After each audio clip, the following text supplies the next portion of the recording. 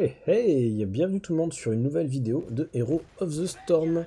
Avec aujourd'hui l'un des persos probablement les plus faciles à prendre en main à mon avis, Falstad, qu'on va jouer directement en paratonnerre. Alors, vous allez voir si vous avez du mal avec les builds à les retenir, à savoir quoi prendre, quoi pas prendre. Là, celui-là, il n'y a pas plus simple. Niveau 1, vous prenez donc le sort pour payer. Chaque serviteur tué, vous récupérez une stack. Toutes les 20 stacks, vous allez pouvoir payer un serviteur directement, donc un camp. Et vous gagnez 5% de dégâts sur le paratonnerre, sachant que c'est une quête infinie. Que vous dire? Oui, le perso, une petite présentation vite fait, même si ça fait partie des premiers, donc maintenant vous devez commencer à le connaître. Le premier sort, vous avez un marteau qui fait un aller-retour. Le deuxième, c'est celui sur lequel on va optimiser à fond le paratonnerre, où en gros vous allez viser un héros. Et vous allez tout simplement faire des dégâts, voilà. Vous avez le petit AO autour de vous, vous allez faire des dégâts au fur et à mesure, ça va vous permettre de continuer en fait à vous déplacer, à attaquer, à lancer vos sorts, donc gratuité. Et en troisième, vous allez avoir un petit dash qui vous permet soit d'avancer, soit de reculer, comme ça. Le petit truc du perso, c'est que vous n'avez pas de monture. Maintenant, comme beaucoup de persos, ils veulent compenser dans le sens où vous avez en fait un fly. Donc vous avez un global qui vous permet de basculer directement d'une lane à l'autre, comme ça. Alors, je dis d'une lane, mais voilà, vous pouvez back, revenir, il n'y a pas de souci. On va pas mal solo, bah forcément, vu qu'on part paratonnerre. Alors, il y aura de l'écrit, alors j'espère que ça vous dérangera pas, parce que vous avez peut-être vu en début de chargement, on est en groupe de 2, donc avec Grinder, sachant qu'on ne vocale pas. Donc il va y avoir de l'écrit avec les 3 randoms, et il va y avoir de l'écrit avec le collègue dans le groupe. On engage doucement là, même s'il y a Zeratul qui est en bas, on a envie juste de prendre les lanes, de récupérer petit à petit des stacks. On est pré-patch de Tassadar. Donc les tours qui focus pas les héros, Tassadar qui est toujours aussi nul. Lui pour l'instant il n'a pas bougé. Voilà, on avance tranquillou. On fait des rotas histoire de récupérer les lanes. Si on peut gratter... voilà. On aurait pu rester un peu plus, je pense. Alors, c'est pas tant en termes de dégâts, là c'était plus... je voulais récupérer la lane d'en haut. Voilà, en quatrième, le bouclier. En gros, ça va être assez facile, vous allez partir pratiquement paratonnerre sur tous les sorts. Vous allez avoir un sort qui va changer, le reste c'est paratonnerre. Là, le bouclier, chaque dégât que vous faites avec le paratonnerre, vous gagnez un bouclier. Donc, vous voyez, donc ça monte petit à petit. Voilà, rien de bien compliqué. On a commit un petit peu. Si on peut éviter Zeratul, c'est pas plus mal. Il est pas là, c'est parfait.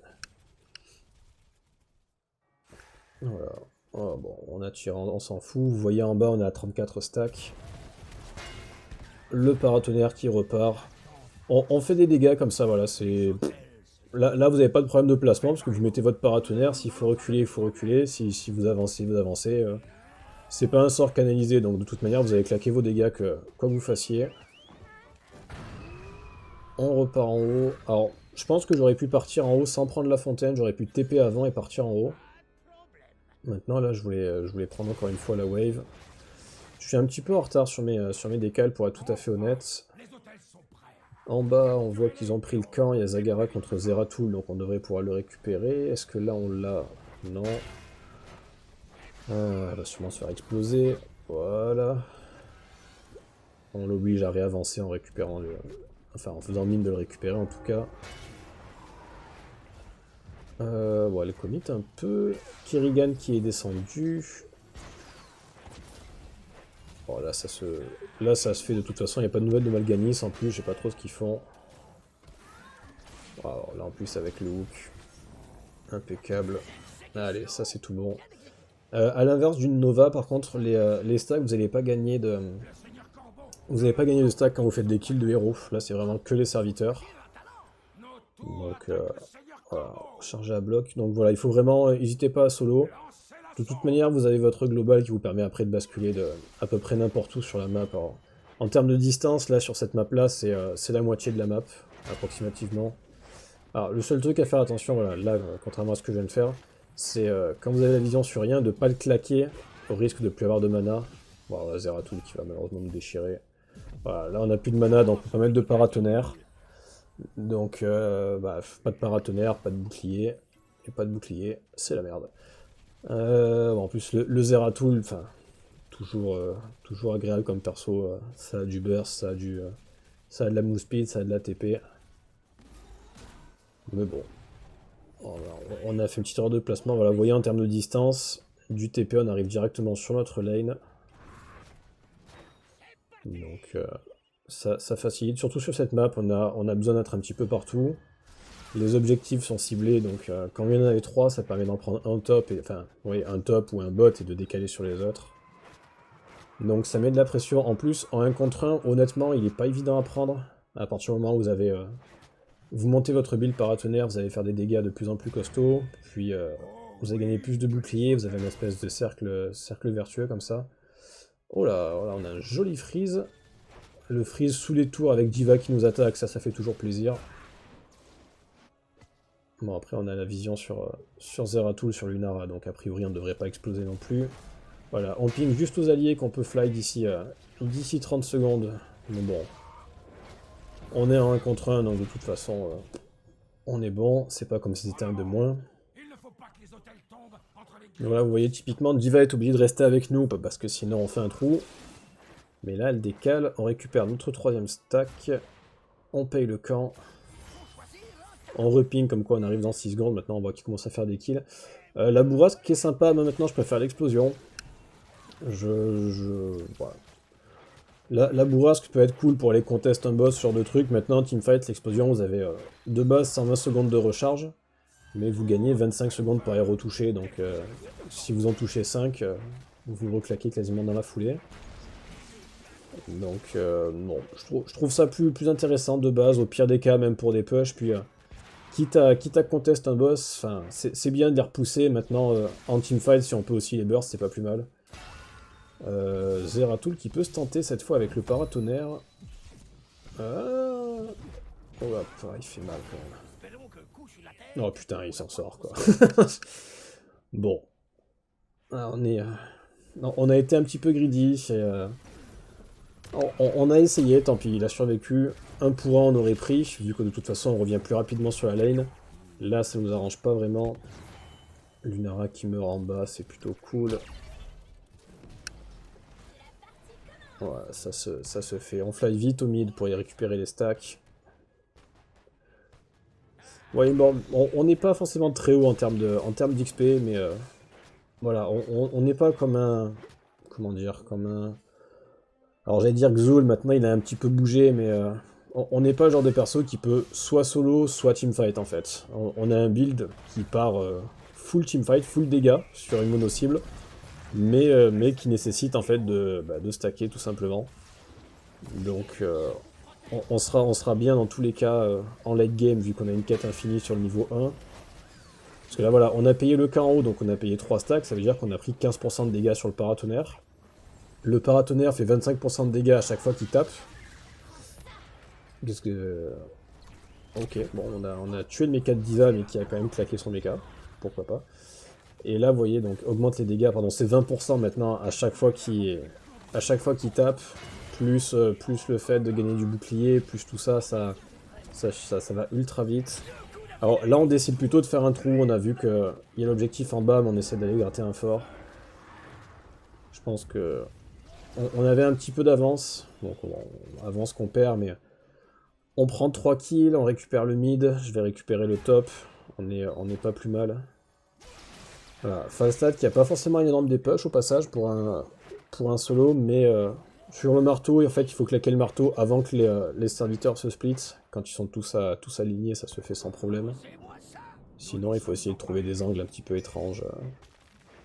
Ouais, quand ils sont comme ça, là je l'ai fait trop tard et je le fais pas assez loin du coup, donc ils se sont split, mais vous le claquez quand ils sont tous alignés, vous reculez un petit peu, vous êtes pas mal. Oh là, on n'est pas fou. Waouh, ça passera pas, je pense. Ah, quoique, Lunara qui a raté son hit and run. On s'en sort avec le bouclier. Alors là, on a essayé de se rapprocher, juste... Hop là, chouette. On a essayé de se rapprocher pour avoir un tick de paratonnerre, pour essayer de gratter le bouclier qui allait avec. Et comme ça passait pas, en fait, on a fait un dash pour récupérer le bouclier du dash. Et vous voyez, on a TP il y a 5 secondes, et on revient full HP, full mana. alors que eux ont déjà décal mid pensant avoir quasiment fait un kill. Donc c'est la grosse force de Falstad. Bon, après vous avez quand même un joli temps de recharge, ça va pas être comme l'Uzel, vous allez pouvoir le descendre, mais voilà, vous vous mettez quand même bien. On repaye le camp. Alors là j'ai essayé de voir en fait tout simplement de combien je vais augmenter le pourcentage. Petit moment de fatigue pour augmenter les pourcentages, vous regardez là vous avez payé là, le petit 0 avec les billets et pas le paratonnerre. Mais vous voyez déjà le sort de paratonnerre, vous avez quelques trucs qui s'accumulent. Augmente le nombre de frappes, augmente la portée, augmente les dégâts, met un bouclier. Alors là les 3 sont cool, j'aime bien prendre le tonneau avec la vitesse de déplacement après, ne serait-ce que pour Lunara ou Zeratul, que ça soit pour dash dessus, soit au contraire pour s'enfuir. Maintenant ils sont tous cool. Voilà, Zeratul qui nous aime pas manifestement. Voilà. Après, une fois qu'on a mis le paratonnerre, on est plus safe parce que voilà, on va récupérer du bouclier au fur et à mesure. Zeratul qui a essayé un peu de venir se suicider pour nous tuer. Voilà. On a la vitesse maintenant après le tonneau. Ça permet en plus de pas s'attraire les murs. Bon là ils sont mal mis, mais voilà, les serviteurs c'est à peu près quand ils sont comme ça que vous voulez mettre le marteau pour taper. On a récupéré le bot, on récupère le mid. Alors, on va probablement soit faire le boss, soit faire le top, à voir comment ça se passe.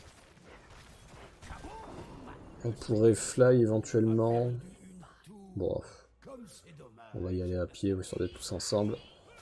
Vous voyez, donc là tout le monde va gratter le fort. Avec Falstad, on préfère aller prendre les serviteurs, et Balafré reste là pour les globes. Donc, du coup, les serviteurs qui sont grattés avec Zagara. Hop, voilà. Là, ça permet de dépêcher plus facilement le marteau quand ils sont tous alignés. On continue à stacker. De toute façon, Falstad, c'est assez simple. Il est très correct en early, et il est juste monstrueux en fait en late game. Avec la quête infinie, avec le global que vous allez augmenter.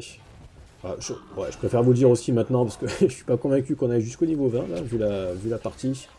En niveau 20, vous pouvez augmenter votre ulti. Maintenant, c'est pas forcément... je pense pas que ce soit ultra worse. Je sais que pour le coup, je préfère augmenter le global, où vous allez pouvoir TP plus souvent, vous allez pouvoir TP plus vite. Zeratul qui s'en sort... Non, d'accord.